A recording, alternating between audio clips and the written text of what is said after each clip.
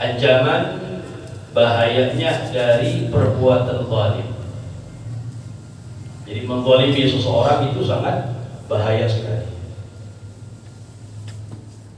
Bahkan dalam sebuah hadis Nabi kita Muhammad sallallahu alaihi wasallam, Rasulullah sallallahu alaihi wasallam beliau bersabda, "Man adza mu'minan faqad adzani, wa man adzani faqad adza Allah, wa man adza Allah falyatabawwa maq'adahu minan nar."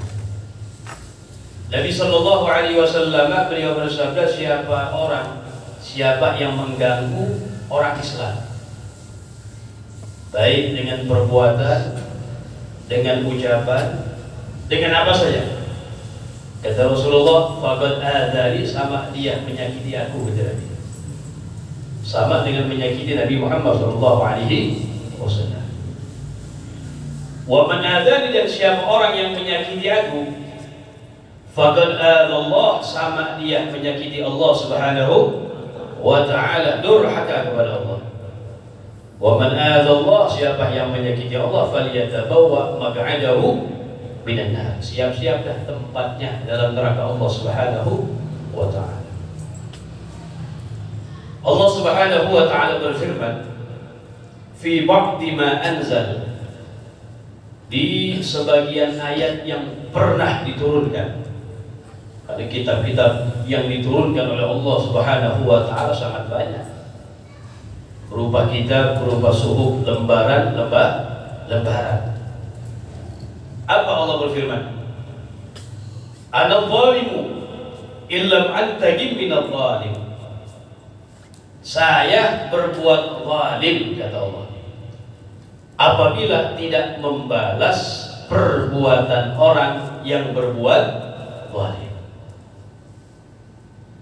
Saya zalim, kata Allah, apabila tidak membalas perbuatan orang yang berbuat zalim.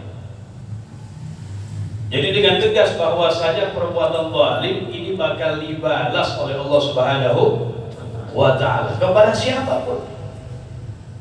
Mengganggu orang Islam, perbuatan zalim. Hadis yang pertama kita baca itu, ini orang Islam biasa, diganggu itu perbuatan zalim, menyakiti hati Nabi Muhammad. Lalu bagaimana kalau yang kita ganggu, yang kita sakiti adalah seorang ulama? Lalu bagaimana yang kita sakiti, yang kita zalimi di samping seorang ulama min dzurriyyah Nabi besar Muhammad sallallahu alaihi wasallam? Ini kezaliman di atas kezaliman. Jadi bahaya sekali. Bahkan waja'idal annahu ta'ala qal, dalam sebagian ayat yang lain yang disebutkan dalam kitab-kitab Allah, Allah subhanahu wa ta'ala berfirman, "Lau kana zulmu hajaran mulkan fil jannah." Kata Allah, kalau seandainya kezaliman itu adalah berupa batu yang berada di surga. Seandainya, kata Allah, kezaliman itu adalah berupa batu yang ada di surga.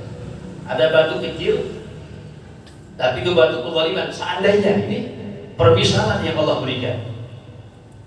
La harramtul jannata bisababi, maka Allah berfirman, aku akan hancurkan itu surga bisababihi, sebab daripada kezaliman yang berupa batu tadi. Ini bagian kecil sebagai ungkapan dari Allah, tamsil, permisalan. Suatu kezaliman ini suatu yang sangat bahaya sekali. Bahkan nanti kita akan sebutkan, kalau maksiat kita berhubungan dengan makhluk ini berat. Kalau maksiat kita berhubungan dengan makhluk Allah ini sangat berat. Berbeda kalau maksiat kita bainana wa bainallah, antara kita dengan Allah yang tidak ada kaitan dengan makhluk Allah, pengampunannya masih lebih besar. Tapi kalau maksiat kita berhubungan dengan makhluk ini sangat berat sekali. Nanti akan disebutkan. Jadi Allah berfirman, kalau seandainya kezaliman itu adalah berupa batu yang berada di surga, la kharrabtul jannata bisababi, maka aku akan hancurkan surga itu bisababi, sebab daripada kezaliman tadi. Batu yang menyerupai daripada kezaliman. Tentang bahayanya. Seorang ulama besar, Al-Imam Sufyan Ats-Tsauri rahimahullahu taala, yaqulu, beliau mengatakan, li'antal gallaha bisab'ina dhanban fima bainaka wa bainahu ahwanu 'alaika min an talqahu bi dhanbin wahidin fima bainaka wa bainal 'ibad. Al-Imam Sufyan Ats-Tsauri beliau mengatakan, kamu berjumpa kepada Allah, namanya kematian, berjumpa kepada Allah dengan membawa 70 dosa, yang mana dosa itu tidak ada hubungannya sama makhluk, antara kamu dengan Allah. Kata beliau, ahwanu 'alaika, itu lebih ringan bagi kamu daripada kamu berjumpa kepada Allah dengan membawa satu dosa, yang mana dosa itu antara kamu dengan hamba Allah Subhanahu wa ta'ala. Bandingan yang luar biasa. Jadi kita kalau berjumpa kepada Allah, menghadap Allah dengan kematian, dengan membawa 70 dosa, ini kiasan tentang banyak. Tapi dosa tersebut enggak ada hubungannya sama makhluk, antara dia dengan Allah saja. Al-Imam Sufyan Ats-Tsauri mengatakan itu lebih ringan bagi kamu dibanding kamu menghadap Allah dengan membawa satu dosa, tapi dosanya itu berhubungan dengan makhluk. Karena berat kalau maksiat kita berhubungan dengan makhluk sebab melakukan satu kezaliman. Ini syarat taubatnya lebih. Sebagaimana dikatakan oleh para ulama, syarat taubat nasuha itu ada 3. Kita kalau mau taubat dikatakan taubat nasuha, itu syaratnya ada 3. Yang pertama adalah an-nadam, menyesali itu maksiat. Menyesali itu perbuatan maksiat. Dalam hatinya disesalkan, ya Allah, coba nggak terjadi. Yang kedua, al-iqlal, melepas itu maksiat. Bukan dia bilang taubat tapi masih terus jalan maksiatnya. Ini bahaya nih. Bilang taubat tapi musirrun ala maksiat, terus menerus melakukan itu maksiat. Bagaimana yang disabdakan oleh Nabi kita Muhammad SAW? Rasulullah bersabda, al-mustaghfir minadz-dzanbi wa huwa musirrun alaih kal mustahdi bi rabbih. Kata Rasulullah, orang yang beristighfar minta ampun kepada Allah dari satu dosa, dari kemaksiatan, tapi dia belum melepas itu maksiat, sama seperti orang yang menghinakan Allah Subhanahu wa ta'ala. Mustahdi bi rabbih. Na'udzubillah min dzalik. Jadi syarat yang kedua dari taubat nasuha, al-iqlal, melepas itu maksiat. Contohnya begini, syaribul khamar, pecandu khamar, taubat dah, nggak mau minum lagi. Segala yang berhubungan sama khamar dibuang sama dia. Jangan bilang nggak mau minum lagi, tapi satu botol masih ada di kulkasnya dia. Sayangnya dia. Ini namanya bukan taubat nasuha. Harus segala yang berhubungan dengan itu maksiat dibuang sama dia. Lalu yang ketiga syaratnya al-azam alla ya'ud, berazam, berniat nggak mau kembali lagi kepada itu maksiat, nggak mau nyemplung kedua kalinya ke lubang yang sama. Diazamkan dalam hatinya, diniatkan dalam hatinya seperti itu. Ini dikatakan taubah nasuha. Cuma ulama mengatakan syarat 3 tersebut kalau maksiatnya tidak ada hubungan sama makhluk Allah, cuma maksiatnya itu hanya bainahu wa bainallah, antara dia dengan Allah, nggak ada hubungan sama makhluk, nggak ada hubungan sama makhluk. Kalau ada hubungan sama manusia lain, pernah ngambil hak milik orang lain, pernah menggibah orang lain, mengambil harta, menyakiti hati orang lain, memukul dan lain sebagainya, syaratnya tadi yang 3 ditambah 1 lagi. Apa yang 1? Minta halal, minta ridho dengan orang yang telah kita zalimi. Berat. Kalau yang nomor 4 belum dilakuin, meskipun sholatnya 1000 rakaat ya malam, boleh ngambil hak milik orang lain deh, obatnya cuma jawab kepada Allah, tanpa minta halal, minta maaf, mengembalikan harta orang yang pernah dia zalimi. Ya, ini nggak bermanfaat. Dikatakan nggak bermanfaat. Ini makna apa? Kita membawa dosa yang banyak menghadap kepada Allah, tapi dosanya tidak ada kaitannya dengan makhluk, itu masih lebih ringan dibanding kita menghadap Allah dengan membawa satu dosa yang mana dosa tersebut ada hubungan sama makhluk Allah Subhanahu wa ta'ala. Karena berat. Jangan sampai itu kita sebagaimana manusia yang disabdakan oleh Nabi kita Muhammad SAW, yang Nabi katakan kepada para sahabat, marahu Muslim dari sahabat Abu Hurairah radhiyallahu taala anhu, Nabi SAW bersabda, berkata kepada para sahabat, atadruna manil muflis? Para sahabat, apakah kalian tahu siapa itu orang yang bangkrut? Siapa itu orang yang bangkrut? Qalu lahu, mereka menjawab, mengatakan al-muflis man la dinar man la dinar lahu wala dirham wala mata'. Orang yang enggak punya duit, yang enggak punya harta benda. Orang yang berdagang bangkrut, enggak dapat untung, rugi. Oh, bukan itu kata Rasulullah. Itu dunia urusan kecil. Al-muflis wa innal muflis min ummati. Sesungguhnya orang yang bangkrut dari umatku kata Rasulullah, alladzi ya'ti bi salati wa siyami wa zakati. Dia datang ke negeri akhirat dengan membawa pahala salat yang begitu banyak, dengan membawa pahala zakat, dengan membawa pahala sedekah dan lain sebagainya dari amal soleh yang begitu banyak. Wa ya'ti wa qad syatama hadha wa daraba hadha wa kadhaba hadha wa akhadha mala hadha. Tapi hubungannya hablum minan nas yang enggak baik.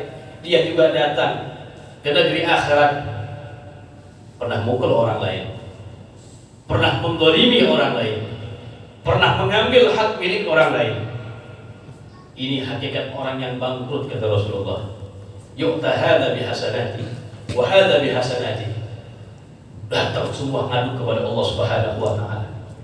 Orang-orang dulu yang pernah kita zalimi di dunia ngadu ke hadapan Allah, ahkamul hakimin. Alayhisallahu bi ahkamil hakimin. Bukankah Allah itu adalah hakim yang seadil-adilnya?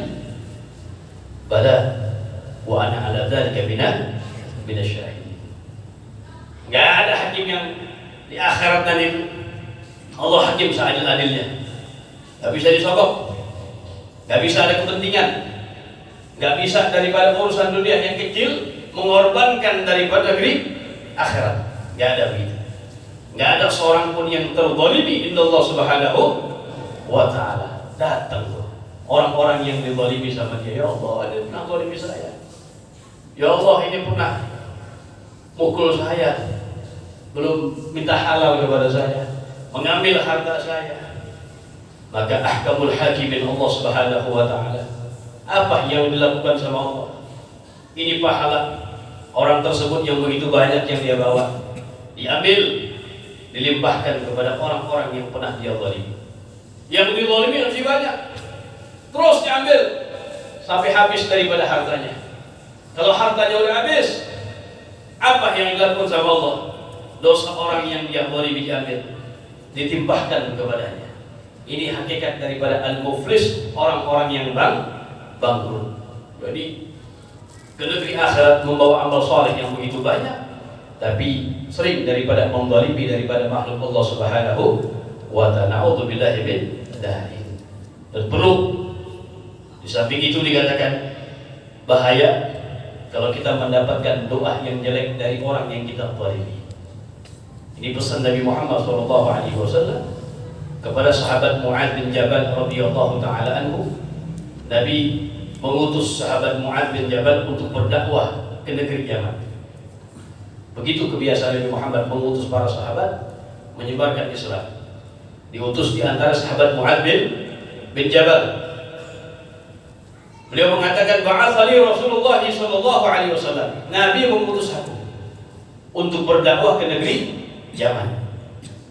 Kalau sebelum berangkat, Nabi berkata kepada innaka ta'ti qauman min ahli kitab. Wahai Mu'adz, kamu akan datangi satu kaum yang mereka itu min ahli kitab.